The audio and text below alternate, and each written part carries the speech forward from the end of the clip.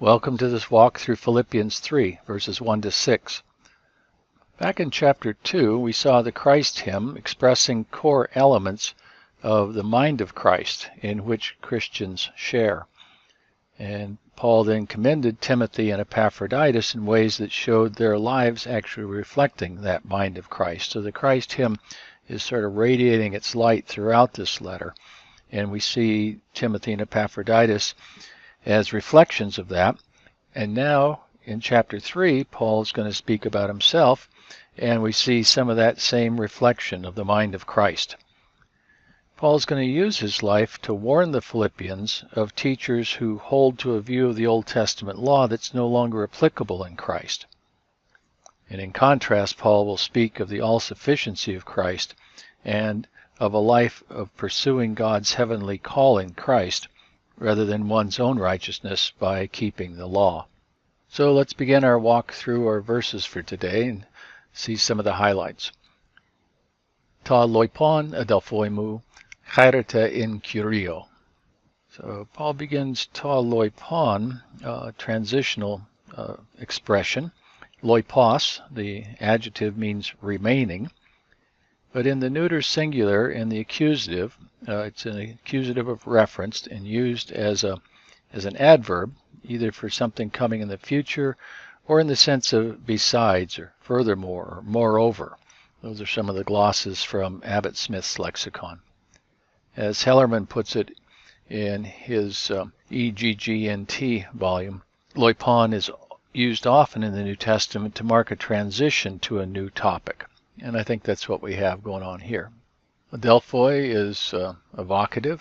Remember, in the plural, the vocative and the nominative usually share the same form. And chairete could be indicative or imperative, and here it's more likely imperative. So rejoice in the Lord, the sphere of the rejoicing. And of course, remember that the call to joy is a chief characteristic of this whole letter. Ta auta graphein humen emoi men uk okneiron, humen de asphales.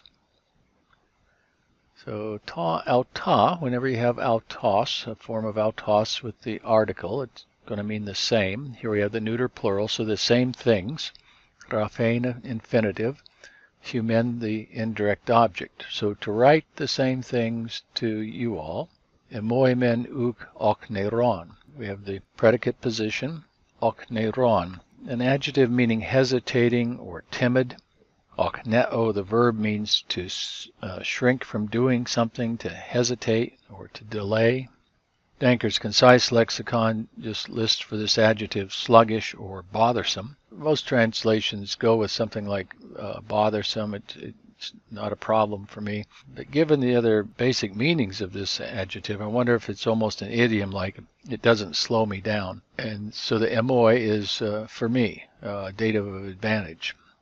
And that we have a mende construction, so as far as I'm concerned, it doesn't slow me down. As far as you're concerned, humen, another dative of advantage. And for you all, it is, estin understood, asphales, from the adjective asphales, which means certain or secure or reliable.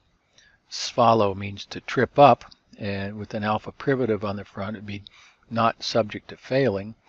And so here the adjective can have this sense of something that's secure and reliable. So Paul says, for me to write the same things to you, it will be a help to stabilize them in the Lord, I think is the idea. Now to write the same things to you probably refers to Paul's earlier teaching about the themes that now follow, and perhaps referring to an earlier letter. You see the commentaries for that idea. So, now verse 2, blepete tus kunas, blepete tus kakus ergatas, blepete ten katatomein. So repeated blepete, very rhetorically powerful. Here with the sense of watch out for. Tus kunas, the dogs, watch out for tus kakus ergatas, the evil workers, and katatomein, means cutting in or cutting out, or the sense of mutilation. Obviously a contrast with the peritome, which we'll see in the next verse, word for circumcision. This may refer to teachers, these Judaizers who saw themselves as guides, but Paul says they're teachers of evil. They're the dogs, a term that's often used in Judaism for the Gentiles. So these folks, ironically, are playing that role now. Hellerman has a nice summary of some of that discussion from the commentaries. Verse 3. Hemes gar esmen he peritome, hoi pneumati theou latruantes, kai kalchomenoi in Christo Jesu, kai uken sarki pepoithotes, kai per ego echon pepoithesen, kai en sarki. So the hemes here, a little bit emphatic, for we are the circumcision. So here he's addressing these uncircumcised Gentiles and saying you're actually part of the circumcision, because in Christ we have the fulfillment of what the covenant and the circumcision was pointing to, and that's described here in the next part of the verse. Hoi pneumati theou latruantes, the ones who are serving in the Spirit of God or by the Spirit of God.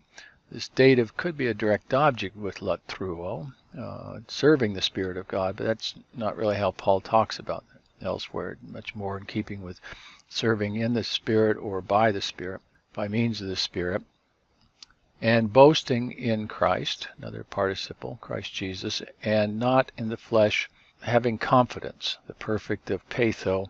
So if we look at this in a map, you can see how the hoi, I put the hoi straight underneath the hemes because I take it in apposition to hemes. So we are the circumcision. Who are we? I.e., or namely, the ones who are serving in the Spirit and boasting in Christ Jesus and not taking confidence in the flesh. So we have three participles here, all underneath the one article. This is not exactly a Granville-Sharp construction. Those of you may remember that. What Wallace calls, in his Greek Grammar Beyond the Basics, page 272, a TSKS construction, because it's composed of an article, substantive, chi substantive. In this case, we got yet another substantive. But the Granville-Sharp rule only applies in the singular.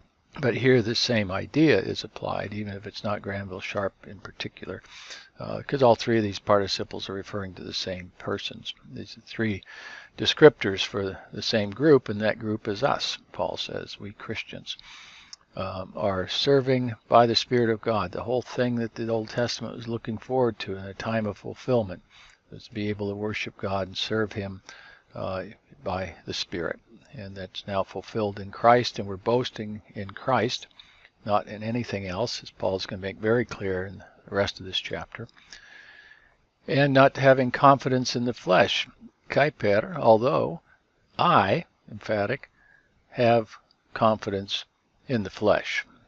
Yet another participle, and now we have the noun form, pepoithesen, from pepoithesis, even in the flesh, or also in the flesh.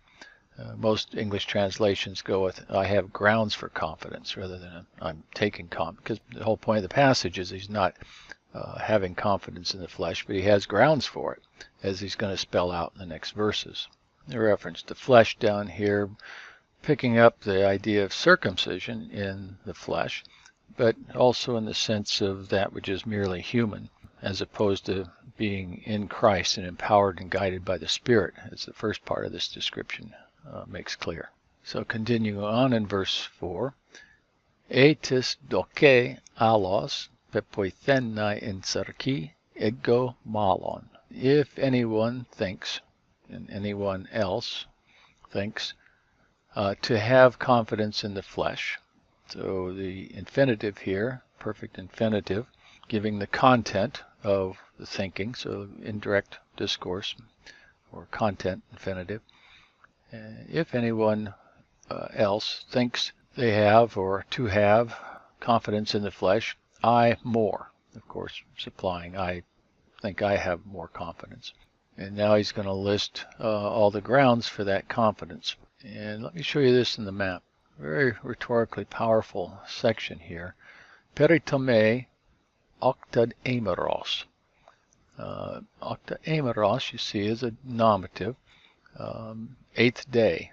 And peritome, the date of there. So with reference to circumcision, an 8-dayer, one of the eighth day.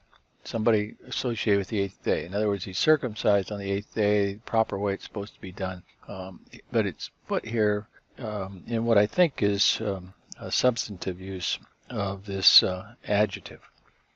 One who is of the eighth day, a person of the eighth day.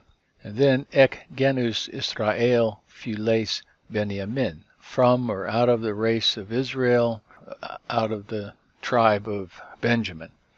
And both of these terms referring to bloodlines, not just membership in a group, in this case anyway.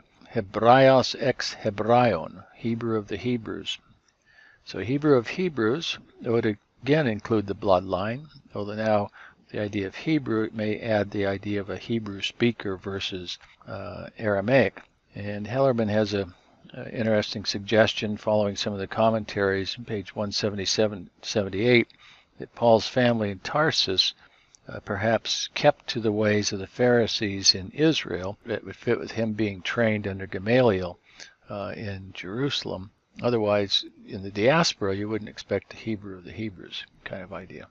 Kata nomon, as far as the law goes, Pharisaios, so very strict observer of the law. Kata zelos, as far as zeal goes, diokon tein ekklesion. And so nominative participle here I'm taking substantively, one who persecutes the church, a persecutor of the church. Kata dikaiasunen tein in nomo, as far as the righteousness which is in the law or by the law, genomenos amemptos. Most English translations just have blameless here, but this participle from genomai may suggest become blameless or achieved blamelessness or was found blameless. Because as Hellerman and others point out, we move from what Paul has inherited. I mean, this was not his doing to be circumcised on the eighth day and so forth. So he has an inheritance that is impeccable in Jewish terms, and he has achievements that are impeccable in Jewish terms. And Hellerman on page 176 has a helpful comparison with Roman lists of honors that Paul is imitating here in this list. We've seen that a number of times, and Hellerman's brought that out helpfully, the connections in this whole letter with a lot of the Roman material regarding honor. So all the way down here in 5 and 6 we have a series of nomatives describing ego, describing Paul, an eighth dayer, and you see I've got the possibility that this is an eighth dayer with reference to circumcision and from the race of Israel and the tribe of Benjamin, or it may be better to have that as yet the next descriptor here, one who is of the race of Israel and tribe of Benjamin. And then Hebrew of the Hebrews, Pharisee, one who persecutes the church, one who is found or was found or achieved blamelessness. So Paul, both by birth and by achievement, is the example par excellence of what these other Judaizers are striving for themselves and commending to the Philippians. So Paul accomplished all that, and yet now he refers to such persons as dogs and workers of evil, or evil workers, doers of evil, and mutilation. So to insist on that now, he has a completely different picture of it. Part of the reason, as we find in 1 Timothy, is it was this very achievement that Paul made in the law that led him to persecute Messiah and Messiah's people, which made him the chief of sinners.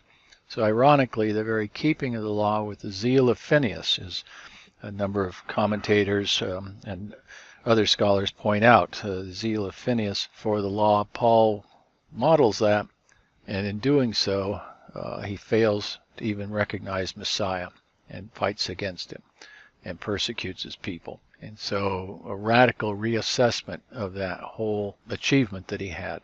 And of course, in our next section, he's going to spell all that out in very graphic and powerful terms.